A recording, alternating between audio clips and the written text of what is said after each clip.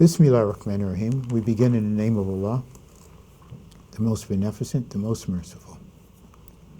My name is Abdullah Muslim, and this is a program that's designed to enlighten those who watch it about Islam, about the statements, the things that are said about Muslims and their untruths, and to, offset the possibility of those who are interested in improving their lives and finding salvation through good deeds, and who are looking forward, or who understand, I should say, that death is the inevitable end of us all. And what happens when we pass away from here is going to be determined by the good deeds that we've done while we were here, and or the bad deeds that we've done. Islam, from my perspective, from what I understand and from what I read in the Quran, has been designed by Almighty Allah to get us into the final phase of existence, the life to come, and to get us into the good part of it, to get us into the part that has the rewards, not the part that has the punishment. And He has revealed Islam as the way to do that. We, human beings, have tried some of every type of idea and philosophy and, well, I guess you could say misunderstanding for the most part, because our history is filled with murder, death, torture, rape, lies, etc., that has caused the human being to wreak catastrophe and havoc into our daily existence throughout history, throughout the history of man. It's filled with warfare, and it will be filled with warfare. However, the Quran was revealed so that we can read it, and in passing through this life, be a little less warlike and a little bit more peaceful, and do a lot more good for our fellow human beings, be they Muslim or not. Today we have our brother Safwan al-Hadi, and if you recall, the last time we were together, we spoke about magic. The word for magic in Islam, or in Arabic, is sihr, isn't it? Sihr.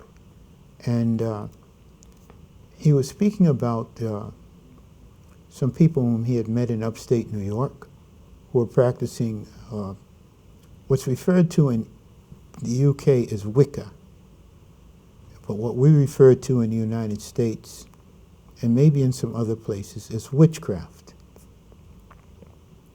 And he was speaking about some of the experiences he had.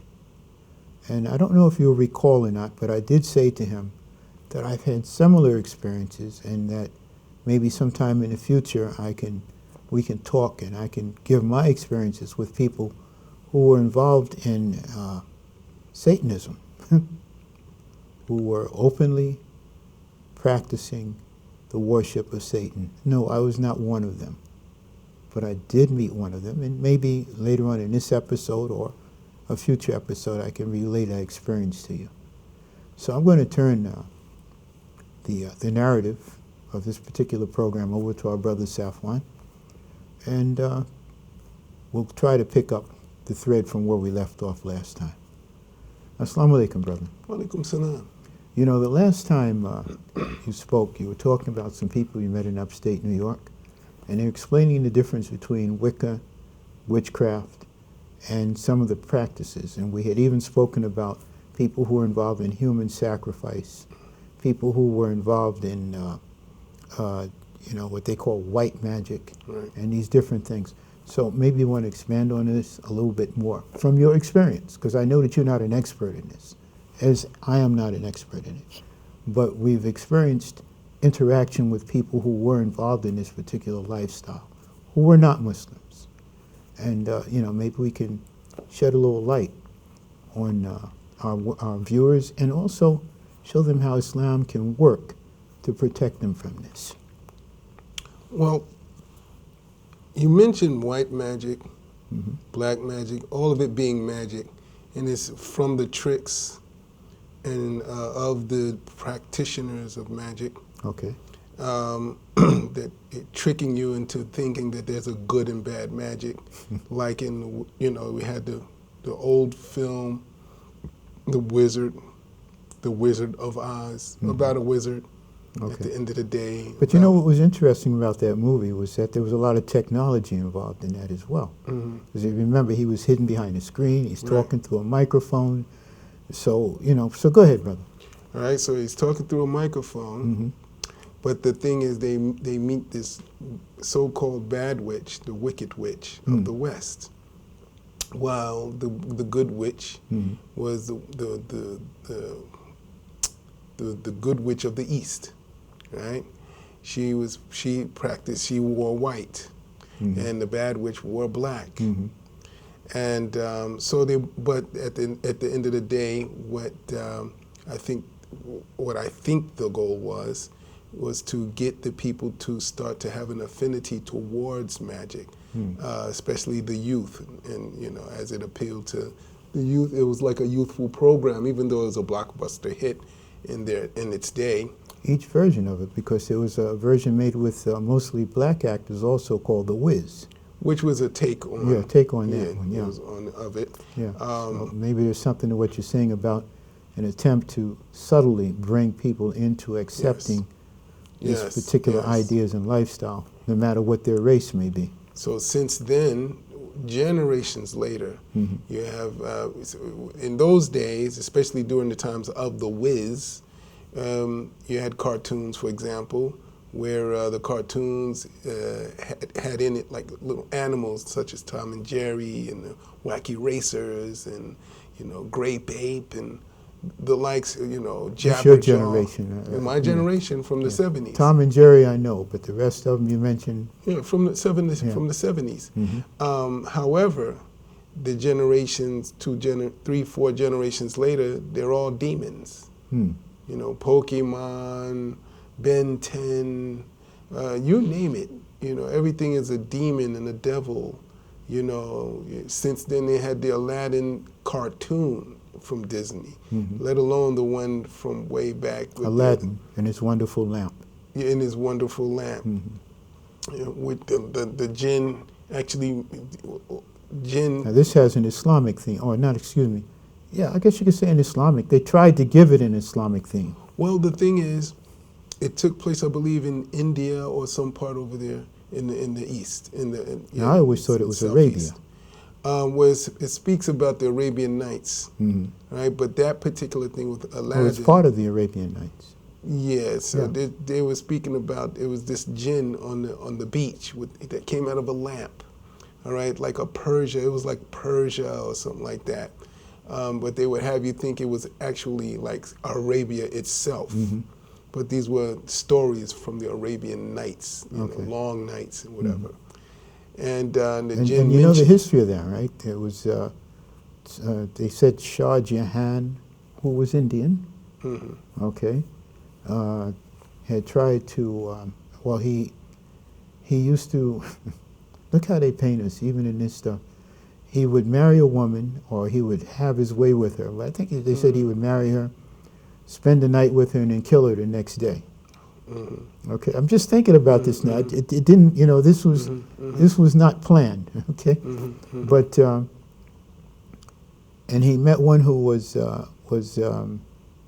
clever. Mm. And she said, "I'll tell you a story every night Right. if you let me live the next day," or something like that.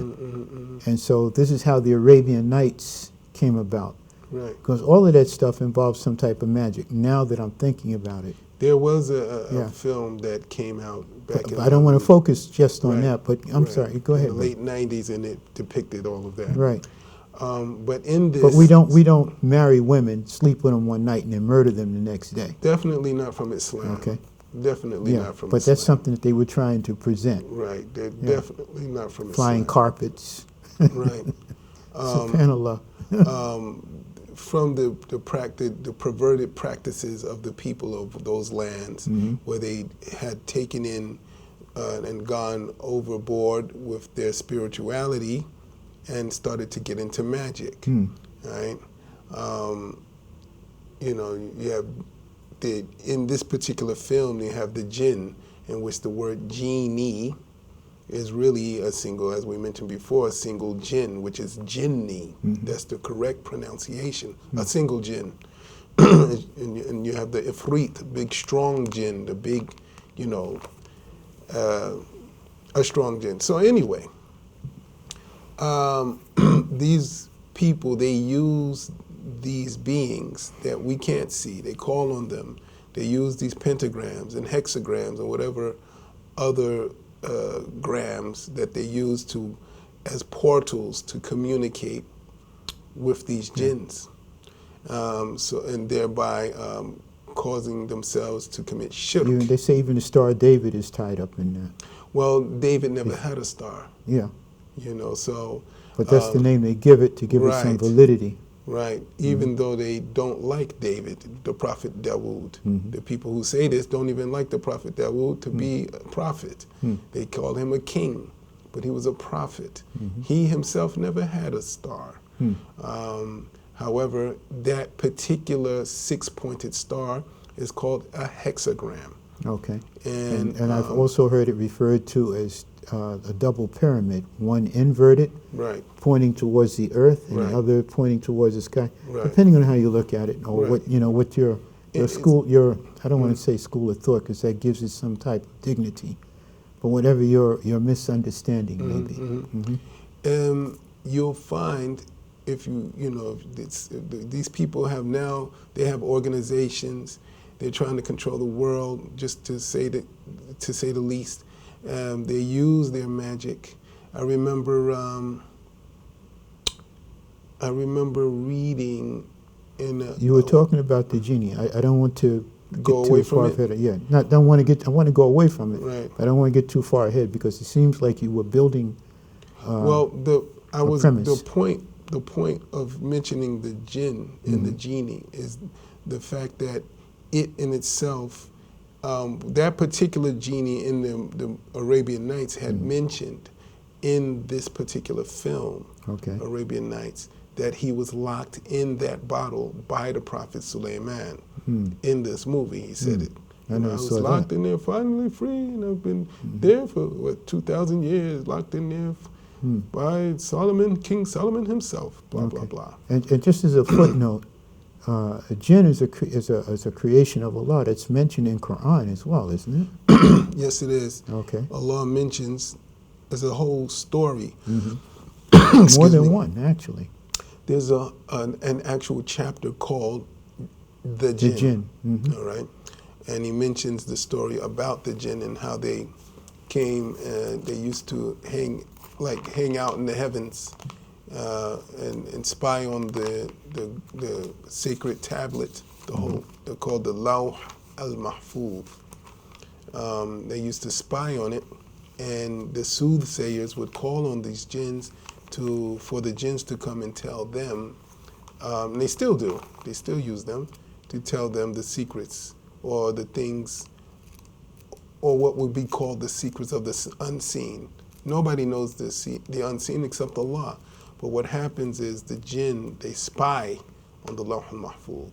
So the story, the jinn, the chapter called the jinn, speaks about how they were freely able to do it until the appearance of the Prophet, who then when he came, there suddenly appeared some angels guarding the area where the Mahfuz is, right? And so they found it a bit difficult and strange, and when they wanted to find out why suddenly these like securities guards, if you will, had appeared, they went to the earth and looked around and found and heard the recitation of the Quran. This is paraphrasing the. Of course, yeah. And they went up. I'm trying to find the chapter, the surah, or the chapter here. It's in the 29th, 29th. the 29th juz, the 29th part of the Quran. So go ahead. So, you know, it mentions that they were listening and heard the recitation and thought it was a very beautiful recitation. So those things that they heard in it, they submitted to it, all right, to say the least.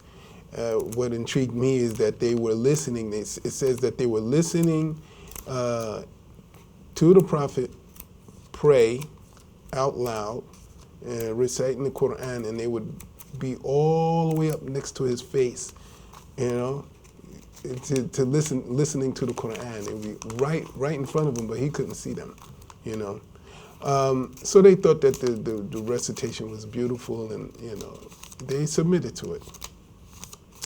So that was what, and I mentioned that story about the jinn is because this is what the witches and the warlocks and the wizards and the Satanists and the Luciferians and the tricksters and whoever have whatever have you,